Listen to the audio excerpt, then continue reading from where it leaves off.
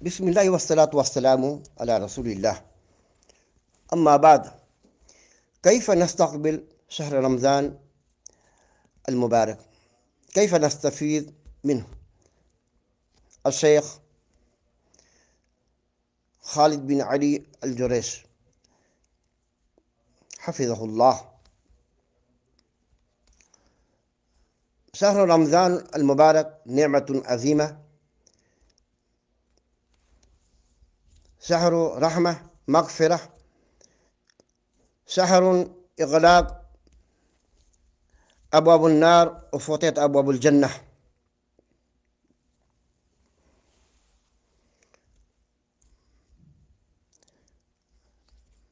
برادران اسلام، رمضان مبارک کے مہینے کا ہم استقبال کیسے کریں، کیسے اس مہینے سے ہمیں استفادہ ہم کیسے کریں، اس کا کیا طریقہ کار ہے؟ ہمارے سامنے شیخ خالد بن علی الجریش کی ایک ویڈیو ہے، اس کا ہمیں ملخص بیان کرنا ہے، مختصر وائس لوگوں کے سامنے ہمیں نشر کرنا ہے اردو زبان میں۔ سب سے پہلی چیز یہ ہے، شیخ نے کہا یہ مہینہ بہت بڑی نعمت کا مہینہ ہے اور اللہ تعالیٰ کی رحمت اس میں برستی ہے۔ نعمت اور رحمت کا مہینہ ہے۔ ان رحمت اللہ قریب من المحسنین، سورہ اعراف آیت نمبر 56۔ اللہ کی رحمت قریب ہے محسنین کے، احسان کرنے والوں کے ساتھ۔ احسان کا اگر جذبہ ہے تو یہ اللہ کی رحمت قریب ہے۔ اللہ کی رحمت قریب ہے کن کے ساتھ؟ احسان کرنے والوں کے ساتھ۔ یہ عظیم ترین یہ مہینہ ہے جس کو رحمت کا مہینہ، مغفرت کا مہینہ قرار دیا گیا۔ رحمتیں برستی ہیں اور گناہیں معاف ہوتی ہیں۔ کما قال النبی صلی اللہ علیہ وسلم من صام رمضان ایمانا واحتسابا غفر له ما تقدم من ذنبه۔ من صام رمضان، ایمان اور احتساب، ایمان اور ثواب کے لیے سے جس نے رمضان کے روزے رکھے، غفر له ما تقدم من ذنبه، ما تقدم من ذنبه، غفر له ما تقدم من ذنبه، پچھلے گناہوں کے لیے کفارہ ہے۔ ومن قام لیلۃ القدر ایمانا واحتسابا غفر له ما تقدم من ذنبه۔ من قام رمضان، رمضان کے مہینے میں جس نے ایمان اور ثواب کی نیت سے قیام کیا، قیام اللیل، یہ قیام اللیل ان کے لیے گناہوں کے لیے، سابقہ گناہوں کے لیے کفارہ ہے۔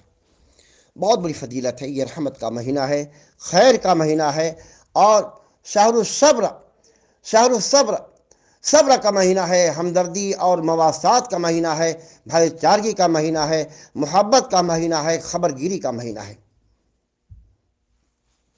اطاعت و فرما برداری کا مہینہ ہے، اطاعت و فرما برداری کا مہینہ ہے۔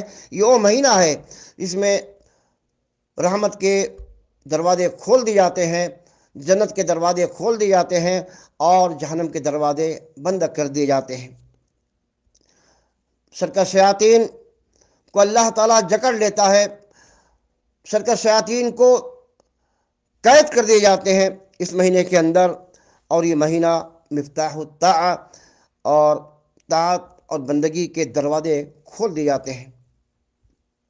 اس مہینے کے اندر شیخ نے کچھ وقفات بیان کیے ہیں غور و فکر کرنے کے لیے۔ کیف یجتہد المحدثین، اس مہینے کے اندر محدثین کیسے جد و جہد کرتے تھے، کوشش کیسے کرتے تھے۔ بعض محدثین کے نزدیک آیا ہے کہ کوئی پورے ایک دن میں پورا قرآن ختم کرتا تھا، بعض ایسے ہیں کہ پورے 3 دن میں قرآن ختم کرتے تھے محدثین کے بارے میں، اور بعض ایسے ہیں جو 7 دن میں قرآن ختم کرتے تھے۔ یہ مہینہ جو ہے قرآن کی تلاوت کا مہینہ ہے، اسی مہینے میں قرآن کا نزول ہوا ہے۔ اس مہینے کے اندر اس کے حکام کو جاننا، رمضان کے مسائل اور فضائل کو جاننے کا بھی اہتمام ہمارے سلف کیا کرتے تھے کہ اس مہینے کو کے تعلق سے مسائل سیکھا جائے اور اس کے فضائل کو سیکھا جائے۔ اس مہینے کی جو اہمیت ہے اس کو لوگوں کے سامنے بیان بھی کیا جائے، سیکھا بھی جائے اور بیان بھی کیا جائے کہ اس مہینے کی کتنی بڑی اہمیت ہے۔ یہ مہینہ تذکیر کا مہینہ ہے کہ لوگوں کی یاد دلایا جائے کہ یہ مہینہ جو ہے اجر و ثواب کا مہینہ ہے۔ یہ مہینہ اجر و ثواب کا مہینہ ہے۔ اس مہینے کا ہم استقبال کیسے کریں گے؟ ہمیں اس مہینے کا استقبال بڑے انقباض قلب اور انتہائی فرحت و شادمانی کے ساتھ کرنا چاہیے۔ رسول اللہ صلی اللہ علیہ وسلم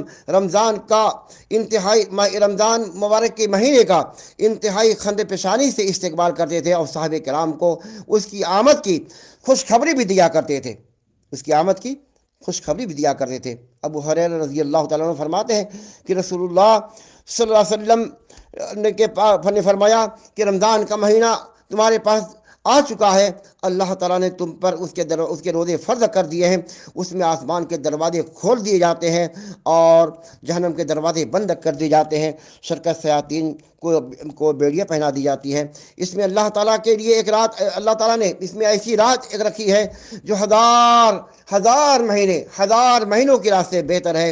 اس مہینے کے جو اس کے خیر سے محروم رہا وہ بہت بڑے خیر سے محروم رہا۔ رواہ نسائی کتاب الصیام۔ ماہ رمضان میں عبادت کے لیے ذہنی جسمانی تیاری کرنا چاہیے۔ رمضان کی آمد سے پہلے ہمیں اس کی عبادتوں کے کرنے کی ذہنی اور جسمانی تیاری شروع کر دینی چاہیے تاکہ اس کی آمد کے بعد اس کی عبادتوں میں ہم سے کوئی کوتاہی جو ہے باقی نہ رہ سکے۔ اس لیے رسول اللہ صلی اللہ علیہ وسلم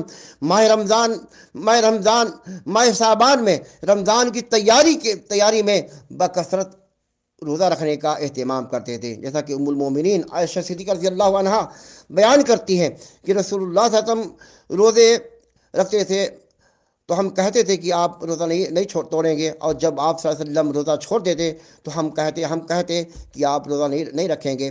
میں نے آپ صلی اللہ علیہ وسلم کو ماہ رمضان کے علاوہ کسی مہینے کا پورا روزہ رکھتے ہوئے نہیں دیکھا، اور شعبان کے مہینے زیادہ کسی اور مہینے میں زیادہ روزہ رکھتے ہوئے نہیں دیکھا۔ صحیح مسلم۔ عمل کی یہ چند باتیں تھیں جس کو ہم نے ملخص کر کے بیان کیا ہے۔ اللہ تعالیٰ ہمیں رمضان کا استقبال بڑے فرحت اور شادمانی کے ساتھ کرنا چاہیے، اور ہمیں توبہ استغفار کرنا چاہیے کہ اللہ تعالیٰ ہمارے لیے یہ مہینہ خیر و برکت کا ذریعہ بنائے۔ آمین۔ السلام علیکم ورحمۃ اللہ وبرکاتہ۔